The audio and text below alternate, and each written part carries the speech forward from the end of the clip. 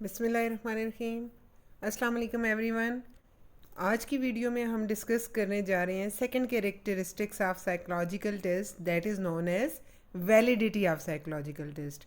Last जो videos की series थी उसमें हम ऑलरेडी रिलायबिलिटी को और साइकोलॉजिकल टेस्ट की रिलायबिलिटी को एक्सप्लेन कर चुके हैं। अब इस वीडियो में हम वैलिडिटी और उसकी टाइप्स को एक्सप्लेन करेंगे one by one. Each and every type will be explain in easy words and in very simple way with very simple examples. बहुत ही सिंपल एग्जाम्पल्स के साथ टेबुलेटेड फॉर्म में हर तरह से क्लियर करूँगी मैं आपको कि वैलिडिटी क्या होती है और उसकी कितनी टाइप्स हैं। वन बाय वन हम हर टाइप को भी एक्सप्लेन करेंगे एक सिंपल वे में। तो स्टार्ट करते हैं वैलिडिटी की डेफिनेशन से। वैलिडिटी क्या होती है? वैलिडिटी रिलेटेड होती है पर्पस ऑफ टेस्ट के साथ, whether the test fulfills its purpose or not. अगर जिस पर्पस के लिए आपने टेस्ट डिज़ाइन किया, आपके टेस्ट को उसी पर्पस को फुलफ़िल करना है, उसी पर्पस को, उसी कंस्ट्रक्ट को मैयर करना है। ठीक है, जिस टॉपिक पे आप टेस्ट बना रहे हो, आपके टेस्ट को उसी टॉपिक से रिलेटेड होना चाहिए। ठीक, it can be defined as what a test measures and for which it is designed to measure। जिस पर्पस के लिए आप टेस्ट बना रहे हो, क्या आपका टेस्ट उसी पर्पस को फुलफिल कर रहा है या नहीं कर रहा। और we can define validity as what a test measures and how well it does so. कितना अच्छे तरीके से अपने पर्पस को फुलफिल कर रहा है।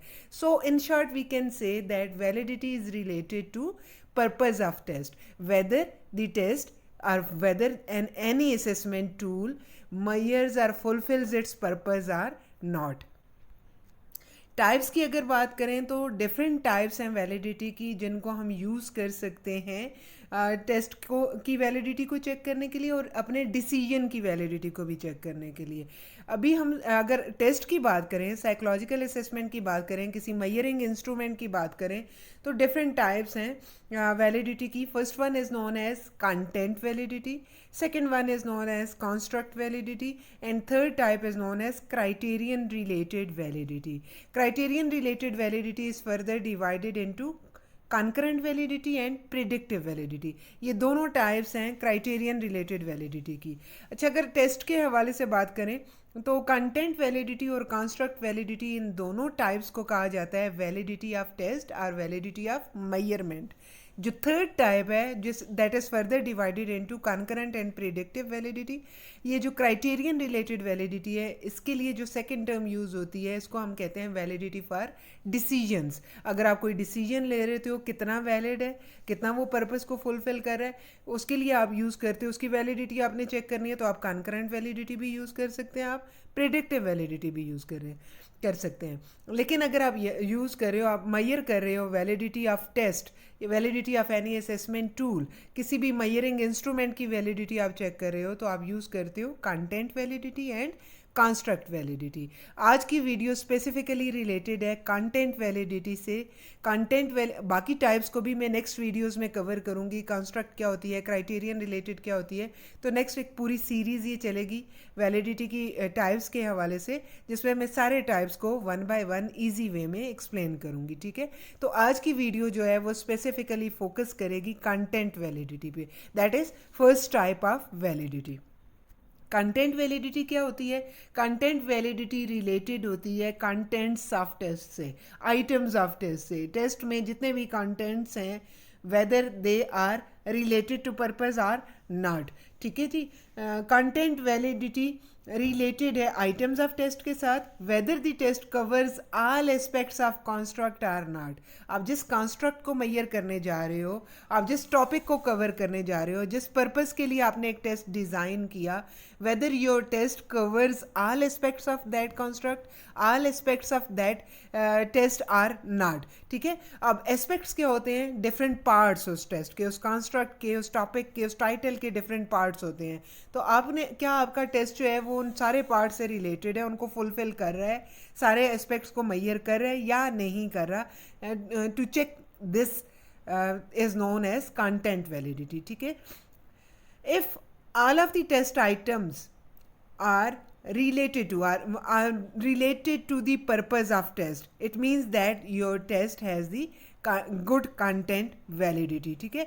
जिस पर्पस के लिए आपने टेस्ट को डिज़ाइन किया, if your test items are identical, are measuring, are assessing the same thing for which you have designed your test, तो यहाँ पे अगर वो आपको सीमिंगली यहाँ नज़र आ रहा है कि आइटम्स जो हैं वो रिलेटेड हैं पर्पस ऑफ टेस्ट के साथ, तो यहाँ पे आपको कुछ एविडेंस मिल सकता है that test has good content validity. The higher the content validity, the more accurate the construct is being measured.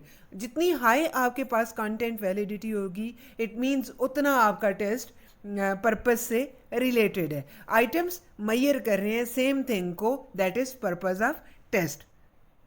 Example से अगर आपको क्लैरिफाई करूँ इसी कंटेंट वैलिडिटी को, तो अगर हम फॉर एग्जांपल बात करें जनरल मैथमेटिकल स्किल्स की, जनरल मैथमेटिकल एबिलिटीज़ की, तो एक टेस्ट है हमारे पास that has 10 items related to addition, 10 items are related to subtraction, 10 items are related to multiplication, and other 10 items are related to division.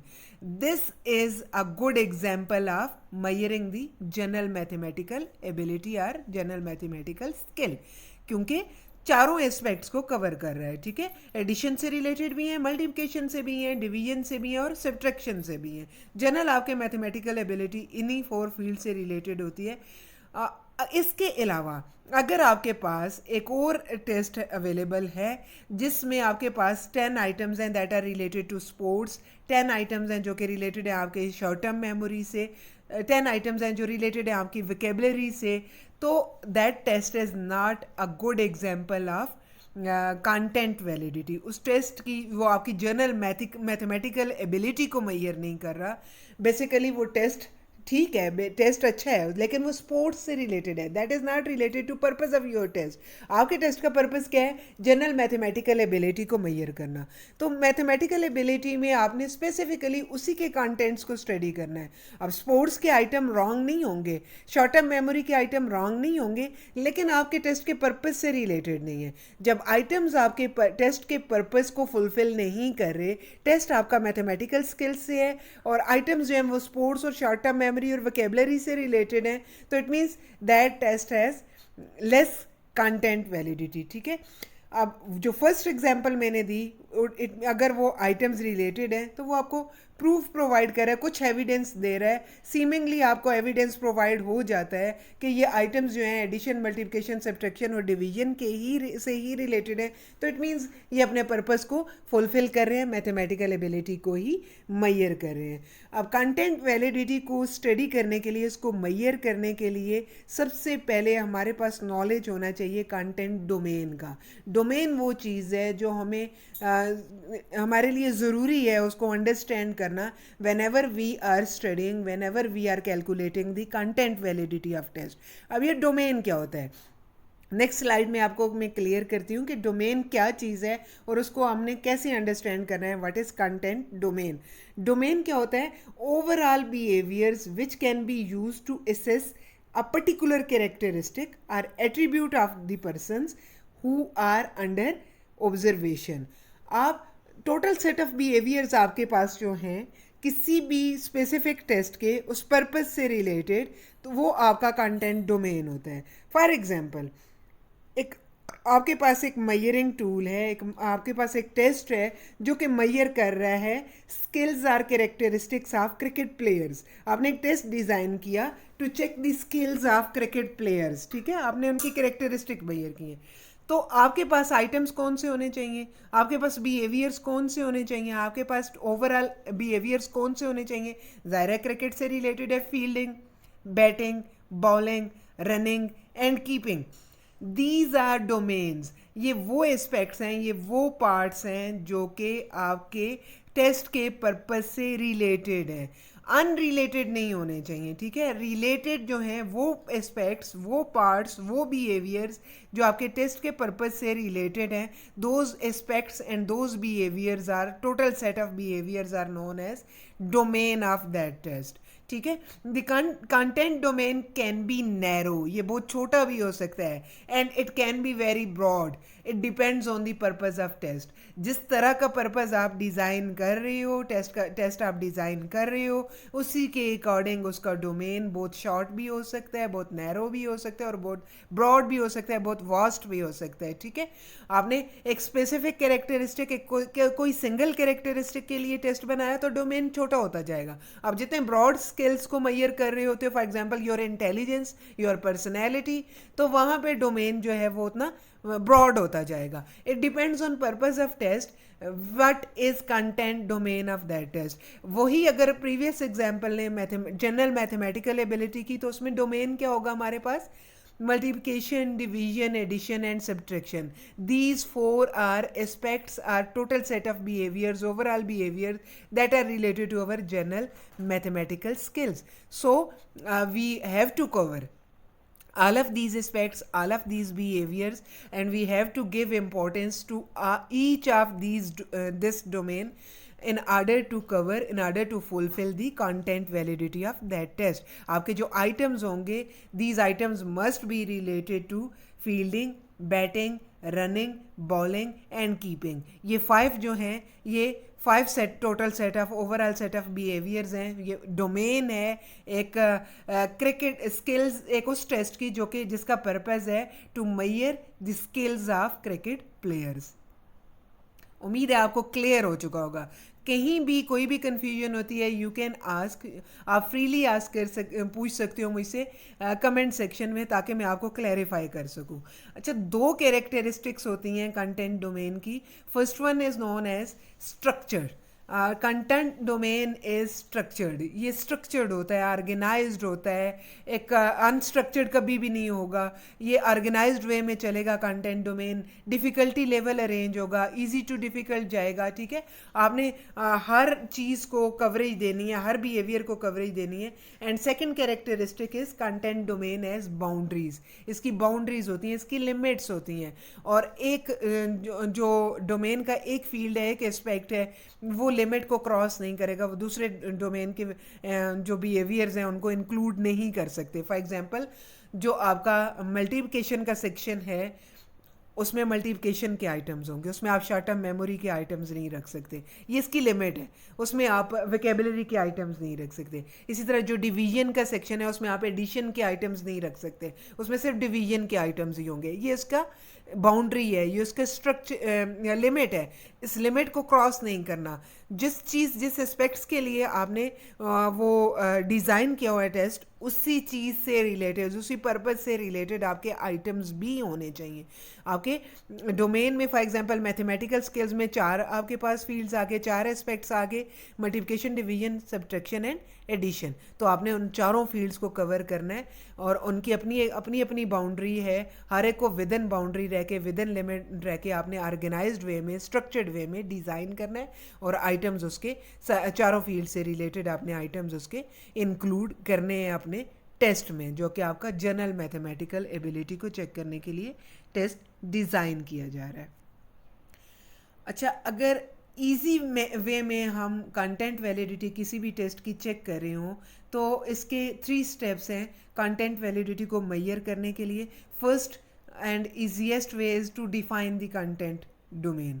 Domain किसी भी test का, किसी भी पर्पस का डोमेन क्या है। फॉर एग्जांपल मैथमेटिकल स्किल्स, उसका domain क्या है? Subtraction, addition, multiplication and division. Skills of cricket player, domain क्या है? 5, bowling, batting, keeping, running and fielding. Domain आपने डिफाइन करना है। What is the domain of your test? कौन कौन से बिहेवियर्स हैं, टोटल सेट ऑफ बिहेवियर कौन से हैं जो आपके टेस्ट के अंदर इंक्लूडेड हैं या इंक्लूडेड होने चाहिए। ठीक है, अब सेकेंड स्टेप क्या है? To determine the part of domain that is measured और calculated by each item of the test. आपके टेस्ट में अगर 10 आइटम्स हैं फॉर एग्जांपल, तो आइटम नंबर 1 कौन से डोमेन के कौन से पार्ट को स्टडी कर रहा है। फॉर एग्जांपल आइटम नंबर 1, हमारे पास जनरल मैथमेटिकल एबिलिटी में 4 आगे पार्ट्स डोमेन के। आइटम नंबर 1 क्या एडिशन से रिलेटेड है? या सब्ट्रैक्शन से रिलेटेड है, या मल्टीप्लिकेशन से रिलेटेड है, या डिवीजन से रिलेटेड है। डोमेन के कौन से पार्ट से रिलेटेड है? यहाँ पे तो हमारे पास 4 ही पार्ट्स हैं, इन्हीं चारों में से किसी एक पार्ट से रिलेटेड होना चाहिए, इसके आउटसाइड नहीं जाएगा, ठीक है, इसकी बाउंड्री को, इसकी लिमिट को क्रॉस नहीं करेगा, इसके अलावा किसी फील्ड से रिलेटेड नहीं होना चाहिए, ठीक है। आपने सेकेंड स्टेप में ये you have to make sure that each and every item is related to which part of your domain. Third step क्या होता है? Compare the structure of content domain and comparison ज़रूरी होता है between structure of domain and structure of overall test. आपने जिस तरह test को ऑर्गेनाइज्ड बनाया, स्ट्रक्चर्ड बनाया, इसी तरह आपने डोमेन को भी स्ट्रक्चर्ड बनाना है, उसको भी ऑर्गेनाइज्ड बनाना है। तो आपने कंपैरिजन करना है whether your domain is structured or not, ठीक है। अब वो भी ऑर्गेनाइज्ड वे में है या नहीं, उसका भी डिफिकल्टी लेवल अरेंज है या नहीं, डोमेन को भी स्ट्रक्चर्ड होना चाहिए और टेस्ट को भी स्ट्रक्चर्ड होना चाहिए। इसको मैं आपको बहुत ही सिंपल करके 3 स्टेप्स में डिफाइन कर देती हूँ, एक्सप्लेन कर देती हूँ, simple and easiest way to measure the content validity of test. जितना सिंपल हो सकता था मैंने उसको बना दिया आपके लिए। और अगर इसको मैं वेरी इजी फॉर्म में, सिंपलेस्ट फॉर्म में अगर आपको एक्सप्लेन करूँ तो स्टेप 1 में हम क्या करेंगे, एक एक्सपर्ट्स का पैनल बनाएंगे, एक्सपर्ट्स का एक पैनल बैठाते हैं। इसके लिए हमें सब्जेक्ट मैटर एक्सपर्ट्स ज़रूरत होते हैं, जिसको हम कहते हैं एसएमईज, सब्जेक्ट मैटर एक्सपर्ट्स। ये वो इंडिविजुअल्स होते हैं who are at the best position to measure the content of the test. Test के कंटेंट को मेजर करने के लिए जो बेस्ट पोजीशन पे होते हैं उन लोगों को। फॉर एग्जांपल, वही सिंपल मैथमेटिकल टेस्ट की अगर एग्जांपल लें तो उसमें सब्जेक्ट मैटर एक्सपर्ट कौन होंगे?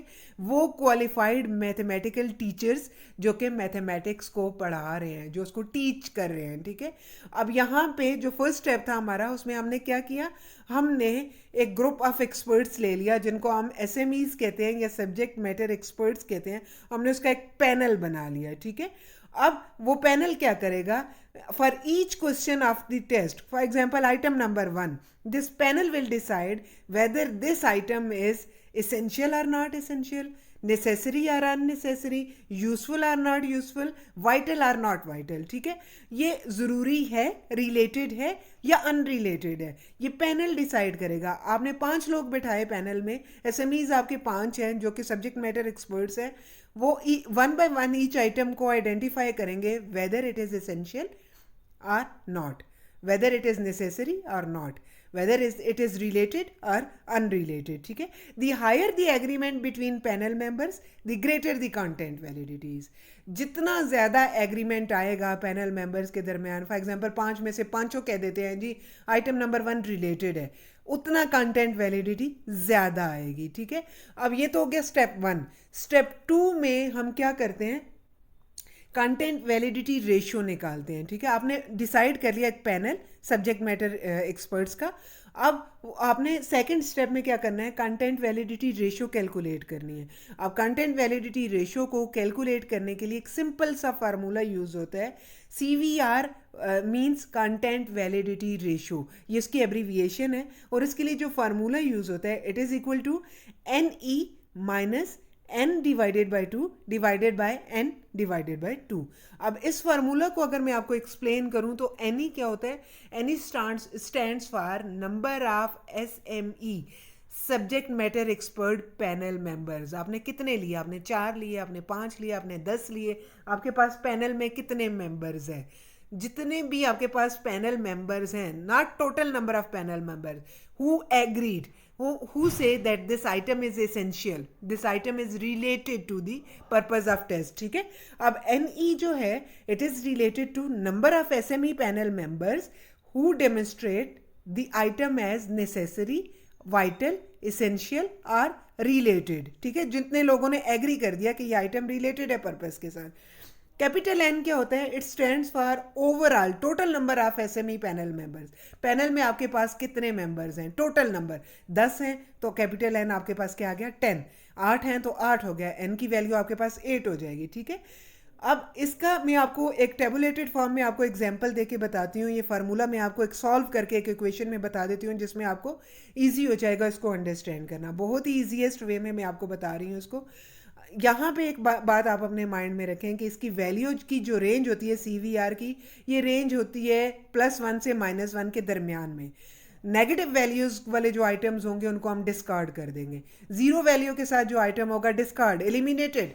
It means that content validity ratio is very low. ठीक है, the value that are closer to +1 it indicates the greater level of content validity. +1 के जितना करीब होगा, इट मीन्स जितनी हायर वैल्यू जाएगी पॉजिटिव साइड पे, उतना कंटेंट वैलिडिटी की वैल्यू हाई होती जाएगी, उतना कंटेंट वैलिडिटी टेस्ट की ज़्यादा होती जाएगी। This is the table. ये टेबल आपको बहुत ईजीएस्ट टेबल है जो आपको एक्सप्लेन करेगा कंटेंट वैलिडिटी रेशियो को। For example suppose that we have a 10 item test. अब मेरे पास एक 10 आइटम्स का टेस्ट है, मैंने उसकी कंटेंट वैलिडिटी चेक करनी है। फर्स्ट स्टेप क्या था, मैंने सब्जेक्ट मैटर एक्सपर्ट्स का एक पैनल बनाना था जो हमारे इस टेस्ट के पर्पज़ में एक्सपर्ट्स हों।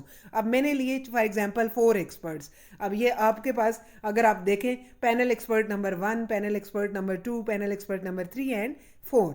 अब आइटम नंबर 1 मैंने उस पैनल के सामने रखा, उसमें से 3 लोग फॉर एग्जांपल कहते हैं that this item is related, it is essential for this test, related to the purpose of test. एक सिंगल एक्सपर्ट ऐसा है जो कि डिसएग्री कर देता है, उसने कहा नहीं जी ये रिलेटेड नहीं है, मेरे ख्याल में ये नेसेसरी नहीं है, रिलेटेड है लेकिन वाइटल नहीं है, इतना एसेंशियल नहीं है, ना भी होता तो कोई रोल नहीं था। एक बंदे ने डिसएग्री कर दिया। अब इसी आइटम नंबर 1 का अगर आप फार्मूला में पुट करें, अगर टेबल के नीचे आप देखें तो देखें CVR is equal to NE minus N divided by 2।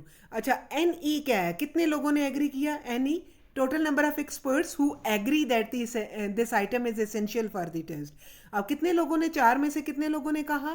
3 लोगों ने। एक्सपर्ट्स में से 3 लोगों ने आइटम नंबर 1 को कहा भाई कि ये एसेंशियल है, ये रिलेटेड है, माइनस टोटल एक्सपर्ट्स कितने थे कैपिटल N में? 4 divided by 2 divided by 4 divided by 2। अब अगर 4 डिवाइडेड बाई 2 हमने किया तो 3 माइनस 2 डिवाइडेड बाई 2, 3 माइनस 2 किया तो 1 आ गया। 1 divided by 2 is equal to 0.5। तो 0.5 वैल्यू आ गई जनाब, CVR कंटेंट वैलिडिटी रेशियो आ गया फॉर आइटम नंबर 1। ये आइटम नंबर 1 का CVR वैल्यू आ गया। इसी तरह 1 बाय 1 हमने कैलकुलेट कर ली है। अच्छा, अगर आपको मैं एक टास्क दूं, आप आइटम नंबर 2 की CVR वैल्यू ज़रा कैलकुलेट करें, इसी फार्मूला में वैल्यूज़ पुट करके, आप इसी मेथड से, क्योंकि मैं आपको टेबल के नीचे आपको मैंने पूरा फार्मूला सॉल्व करके भी बता दिया है। आइटम नंबर 1 का CVR मैंने आपको बता दिया है, कंटेंट वैलिडिटी रेशियो निकाल के बता दिया है। This is your task to calculate the CVR value of item number 2। CVR value आप चेक करें और उसके बाद मुझे बताएं कि आइटम नंबर 2 की CVR वैल्यू आपके पास क्या आई है। कमेंट्स में मुझे बता दें प्लीज़। अच्छा, इसी तरह 1 बाय 1 आपने हर आइटम की, 10 आइटम्स की आपने CVR वैल्यू आपने चेक कर ली। ठीक है, यहाँ पे देखें कुछ ऐसे हैं जिनमें 4 एक्सपर्ट्स ने, चारों के चारों एग्री कर रहे हैं कि ये एसेंशियल है। कुछ आइटम नंबर 10 को अगर आप देखें तो उसमें सिर्फ एक एक्सपर्ट कहता है कि ये एसेंशियल है, बाकी सब ने कहा ये नहीं है। अगर आइटम नंबर 8 पे आप नज़र डालें तो 2 लोगों ने कहा भाई ज़रूरी है और 2 लोगों ने डिसएग्री कर दिया, उनके नज़र में ये ज़रूरी नहीं था, तो CVR वैल्यू उसकी 0 आ गई। तो इसी तरह 1 बाय 1 हमने कैलकुलेट कर ली ये सारी वैल्यूज़। अब हम एंटर हो जाते हैं थर्ड स्टेप पे। अब स्टेप 3 क्या है? कंटेंट वैलिडिटी इंडेक्स को चेक करना। इससे पहले हम CVR चेक कर चुके हैं। अब स्टेप 3 जो फाइनल स्टेप है उसमें हमने CVI को चेक करना है। CVI क्या होता है? Content validity index. Content validity होती है होल टेस्ट की। होल टेस्ट का आपने आइटम वाइज तो CVR content validity ratio check कर लिया, अब हमें पूरी टेस्ट की कंटेंट वैलिडिटी चाहिए, तो उसके लिए हम यूज़ करते हैं कंटेंट वैलिडिटी इंडेक्स। अब कंटेंट वैलिडिटी इंडेक्स कैसे चेक करते हैं? Average of all CVR scores on all items of the test. अब ये क्या हो गया? मीन और एवरेज स्कोर आपने कैलकुलेट करना है by using summation x divided by n, वही जो मीन का फार्मूला है। For example, add content validity ratio value of each item and then divide it on total number of items. अगर आप recall करें तो अभी प्रीवियस स्लाइड में मैंने आपको जो टेबल दिखाया था, हमारे पास कितने आइटम्स थे? तो टोटल 10 आइटम्स थे। ठीक है, और उसमें हमने हर आइटम का कंटेंट वैलिडिटी रेशियो 1 बाय 1 निकाला था। आइटम नंबर 1 की आपके पास जैसे आ गई 0.5, देन आइटम नंबर 2 की, देन आइटम नंबर 3 की 0 आ गई, फिर 0.5, फिर 0.5। इनको हमने ऐड करना है। ये एंड पे अगर आप देखें तो 0.5 plus 1 plus 0 plus 0.5 plus 0 plus 0.5, इसी तरह +1 +0 +1 प्लस -0.5, ठीक है। इसको हमने टोटल किया तो ये हमारे पास वैल्यू आ गई 4, और 4 को हमने डिवाइड कर दिया, ओवरऑल सुमेशन एक्स हमारे पास क्या आ गया, CVR की ओवरऑल टोटल एडिशन करके 4 को हमने डिवाइड किया टोटल नंबर ऑफ आइटम्स पे। टोटल नंबर ऑफ आइटम्स कितने थे हमारे पास, 10। तो 4 डिवाइडेड बाय 10 की जो ओवरऑल वैल्यू हमारे पास आई वो है 0.4। This is content validity index या content validity of whole test. ये आपके पास होल टेस्ट की कंटेंट वैलिडिटी आ गई है, ठीक है। अब मैंने पहले भी आपको बता दिया, value that is closer to +1 is highly acceptable, ठीक है, हाईली एक्सेप्टेबल होती है। और वो वैल्यू जो, अगर यही वैल्यू हमारे पास नेगेटिव में आ जाती -0.4, तो this test is has 0 content validity, ठीक है, वो एक्सेप्टेबल नहीं होती। अच्छा, ये एक्सेप्टेबल ही हम प्रीवियस में आइटम को ही निकाल देते हैं। जैसे फॉर एग्जांपल यहाँ पे अगर आप देखें तो आइटम नंबर 10 जो है, इसकी वैल्यू क्या आई, नेगेटिव में, -0.5। It means that item is replaced with something new, ठीक है, जो रिलेटेड होना चाहिए पर्पस के साथ। इसी तरह यहाँ पे अगर आप आइटम नंबर 8 को देखें तो इसमें 2 एक्सपर्ट्स ने 50-50 आ गया, 2 एक्सपर्ट्स एग्री कर रहे हो 4 में से और 2 डिसएग्री कर रहे हैं, तो 0 वैल्यू आ गई। 0 वैल्यू वाला आइटम भी एलिमिनेट हो जाएगा, वो भी हम टेस्ट में इंक्लूड नहीं करेंगे जब तक कि ये CVR वैल्यू 1 के करीब नहीं जाएगी। 0.5 इज एवरेज वैल्यू, उससे ऊपर जाए, नंबर ऑफ एक्सपर्ट्स पे भी बेस करता है, ठीक है, तो उससे ऊपर जाए तो एक्सेप्टेबल है। जितना हाई जाएगी, जितना 1 के करीब होगी वैल्यू, उतना टेस्ट की कंटेंट वैलिडिटी, आइटम की कंटेंट वैलिडिटी रेशो हाई होगा, ठीक है। ये है जी ओवरऑल कंटेंट वैलिडिटी को चेक करने के लिए फार्मूलाज, स्टेप्स, जिनको मैं जितना ईजी और सिंपल बना सकती थी मैंने आपके लिए बना दिया। इसके बावजूद अगर किसी को भी कोई भी कन्फ्यूजन है तो आप कमेंट सेक्शन में मुझसे पूछ सकते हैं, ताकि आपको के लिए इजीली अंडरस्टैंड है। बोलो जो अगर जहाँ पे भी कोई भी कन्फ्यूजन है, don't feel any type of hesitation, you can ask. Thank you so much.